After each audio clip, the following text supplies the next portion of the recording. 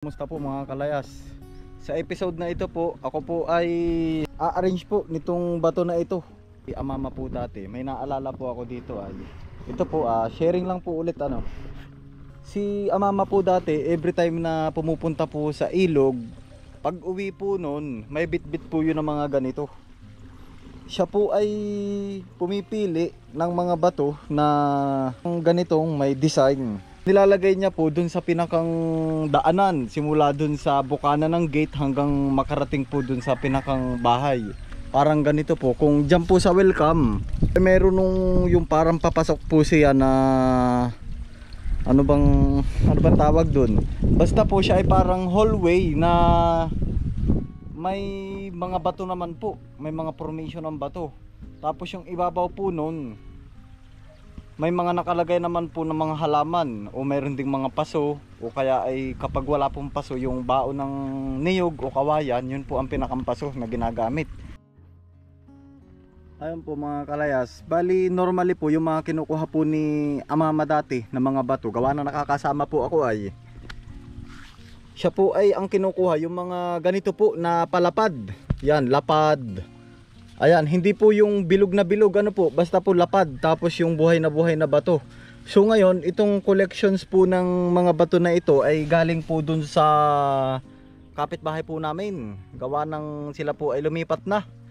Ngayon po, yung kanilang bahay po ay yung sinauna din po ba, ay mayroong ilang natira pa dun sa kanilang bunsuran. Ano po, puro damo na po. Ngayon, naisip ko, since ito po, yan, yung bangan na yan, ay para naman po mag-uniform dito sa mga sinaunang bato na ito. At ang ganda nga, oh, buhay na buhay, ano. Gagawin ko po dito, paikot, pamamagitan po ng vlog, kahit papaano po, ay naipapakita at naipapresent ko po sa inyo kung ano ba yung mga, kung ano yung dati. Kapag nakita natin, parang mabibring back tayo doon sa mga, kung ano yung mga nakaraan. Kaya po nito yung mga rock formation na ang naalala ko po ay si amama. So yun, at least kapag nandito tayo sa isang place na ito, maraming mga memories. Like yung unang-una po, yung kawayan na sa lulo, yung pangkuha po ng tubig, yung mga kawayan po na tulay, mga native. Tapos yung ganyan pong tain. Tapos yun pong pinakang mga sabitan ay mga ganyan din, mga salanga lang din po. Tapos yung lutuan. At ako'y natutuwa sa mga ganito pong aktibidad. Bagamat tayo po ay sobrang busy rin po talaga sa trabaho, ay naisisingit ko pa rin po. Ang ganda po nito, oh. Paoblong. O yan. Imamats lang po natin din eh. Ganda rin po kasi yung mga ginagawa pa dati ni amama. Yeah, ay talagang salinang naman po dati, walang ibang libangan. Ay pagkatapos po na magpastol, yung mga ganito po, nagkukutkot ng mga bao, naghihimas ng manok si amama.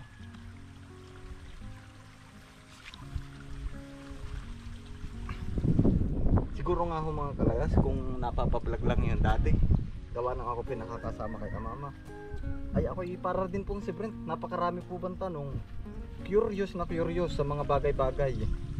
Ang ganda oh, tinan nyo mga kalayas, siya ay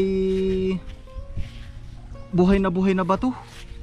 Oh, maganda. So yan, ating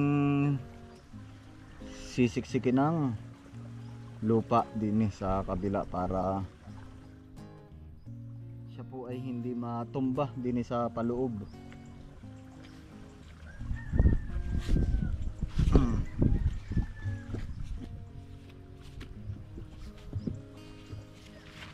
Ay ako'y taka din po at talagang yan ang hilig po ni amama sa yung mga ganitong bato-bato. Siguro po ba ay yun na nga yung kanilang libangan, pan-display.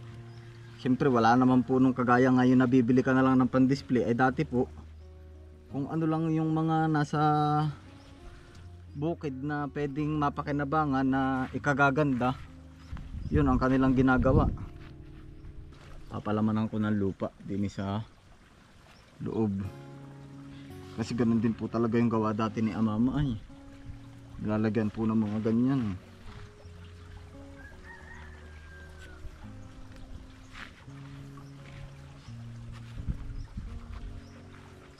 Ayan, salamat po sa mga nagko-comment po, nag-share din po sila na naka-experience din po sila nung yung mga ginagawa po natin sa vlogging na ganun nga daw po dati.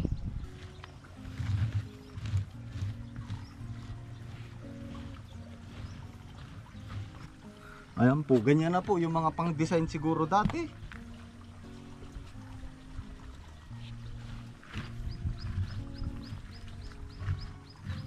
Saka nga po ay si Lolo naman hindi ko naabutan na nag-uukit po ng mga ganyan.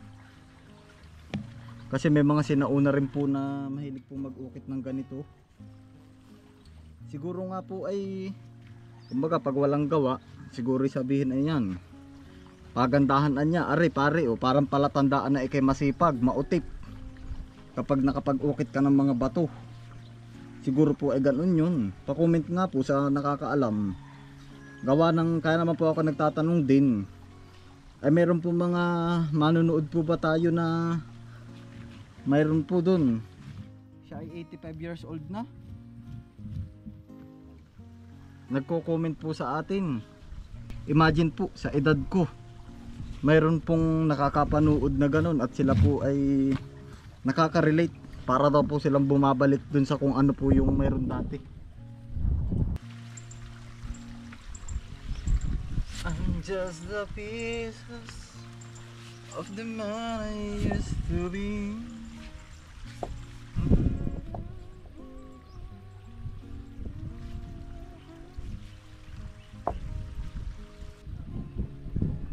Sabi nga po ni nanay, kung daw po nabubuhay pa si inana at saka si amama, ayun daw po ay baka dito tumira. Gawa ng pag nasa kabayanan po ay sila parang hindi po ba sanay sa yung mainit. Iba po yung singaw ay kapag nasa bayan.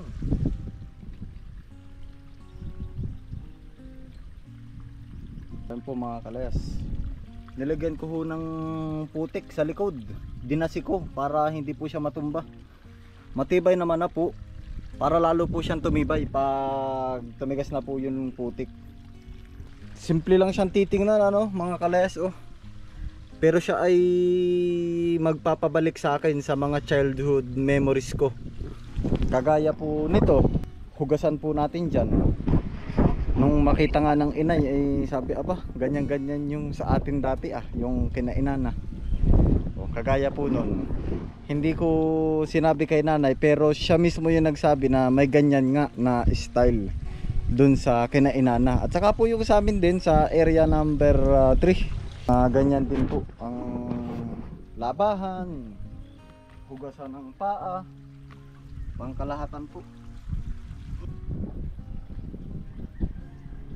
Itong ilalim po na to mga kalayas, patutubuan ko na po ng Carabao grass. Yan, winalisan ko lang po at hindi ko na po tinanggal yung mga Carabao grass. Bali yan po ay tinrim ko lang mga kalayas nung grass cutter po natin na binili po nung nakaraan. Ayan, tas ito po yan, tinrim ko lang din po ito para tutubo na po dito ay Carabao grass kagaya po nung doon sa likod. Tabasin ko lang po ng mano-mano ay aring may mga gabi, isang diretso po. Tas ito yan, Carabao grass na po yan. Hindi ko na po yan sasagadin, gawa ng para kapag naulan po ay hindi magputik ng kainaman. Ang sasagadin ko lang po ay ari. Yan po, yung harapan na yan. Bali yan na po mga kalayas. Bali yung pinakang gilid, minano-mano ko na po.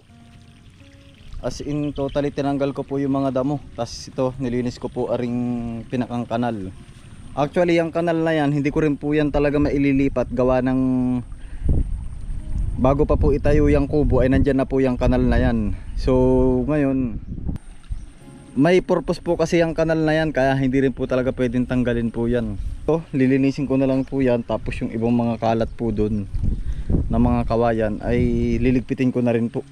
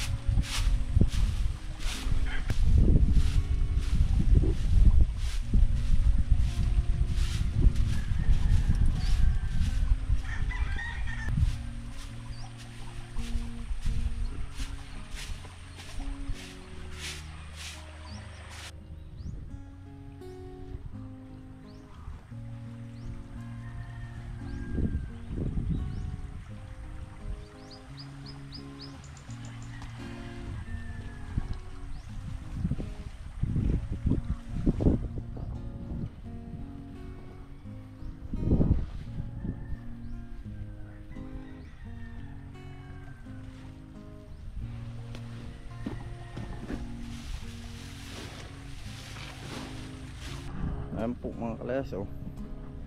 Iba-iba, malinis-linis na uli, oh. Yung ating paligid.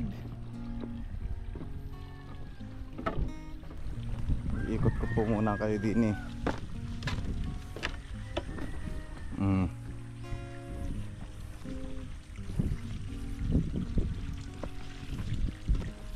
Are, paparangin ko na lang din po. Ayun po mga kalayas, maraming salamat po sa inyong walang sawang pagsuporta. Hanggang dito na lang po ang ating episode. Ingat po kayo palagi, saan man po kayo naroon. God bless us all. Peace out. Bye.